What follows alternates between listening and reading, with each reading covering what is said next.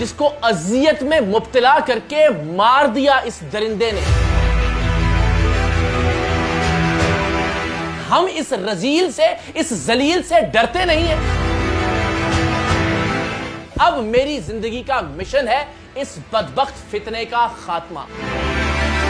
اب ہماری منزل ہے اس شخص کی گرفتاری۔ بسم اللہ الرحمن الرحیم، السلام علیکم۔ میں آپ سب کو اللہ اور اس کے پیارے نبی صلی اللہ علیہ وآلہ وسلم کا واسطہ دے کر یہ ریکویسٹ کر رہا ہوں کہ 1.5 سے 2 منٹ کی ایک ننھی معصوم گڑیا کی یہ ویڈیو ضرور دیکھیے گا۔ میں نے آج سے پہلے کبھی یہ درخواست نہیں کی کہ میرے چینل کو سبسکرائب کیجئے، مجھے فالو کیجئے۔ میں آج بھی یہ ریکویسٹ نہیں کر رہا، صرف منت کر کے آپ سب سے یہ درخواست ہے کہ پلیز 1.5 سے 2 منٹ کی یہ ویڈیو دیکھیے۔ آپ کو سمجھ میں آ جائے گا کہ مجھے تکلیف کیا ہے، مجھے کس چیز کی اذیت ہے، مجھے کس چیز کا دکھ ہے، اور میں کیوں چاہتا ہوں کہ حق خطیب نام کا فتنہ اپنے اختتام کو پہنچے۔ یہ ویڈیو ملاحظہ کیجئے۔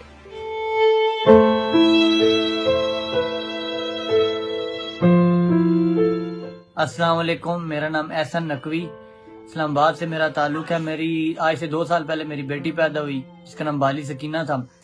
تو ہمیں ڈاکٹر نے کہا کہ اس کی ہارٹ بیٹ بہت تیز ہے، اس کے دل میں سوراخ ہے۔ ہمیں کسی نے کہا کہ ایک دربار ہے کوئی بلاوڑا شریف، وہاں پر کوئی پیر صاحب بیٹھتے ہیں، تو آپ بچی کو وہاں پر لے جائیں۔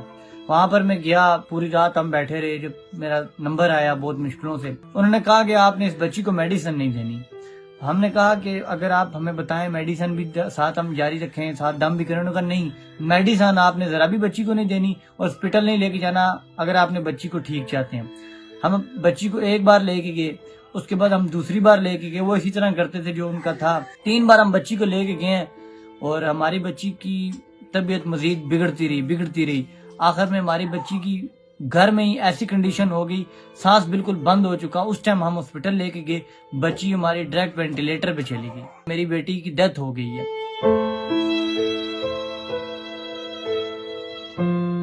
ہمیں تو نہیں پتا تھا، ہماری بچی بیمار تھی اتنی، اور انہوں نے ہمارے ساتھ ایسا کیا، لیکن اب اس کی ڈیتھ ہوگی۔ 1 لاکھ سے زائد میرا خرچہ ہے، لیکن پیسوں کی بات نہیں ہے۔ کاش کہ اگر میں اس ٹائم ڈاکٹر کے پاس بچی کو لے جاتا، میں ان کی باتوں میں نہ آتا، تو میری بچی آج زندہ ہوتی۔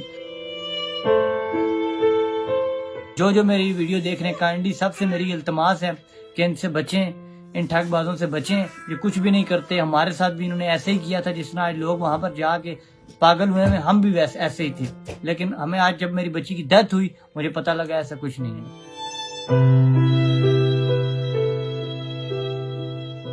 تو جناب آپ نے دیکھا کہ ایک ننھی معصوم گڑیا جس کو اذیت میں مبتلا کر کے مار دیا اس درندے نے، اس بھیڑیے نے۔ اس معصوم کی زندگی بچائی جا سکتی تھی اگر اس کا باقاعدہ علاج کروایا جاتا۔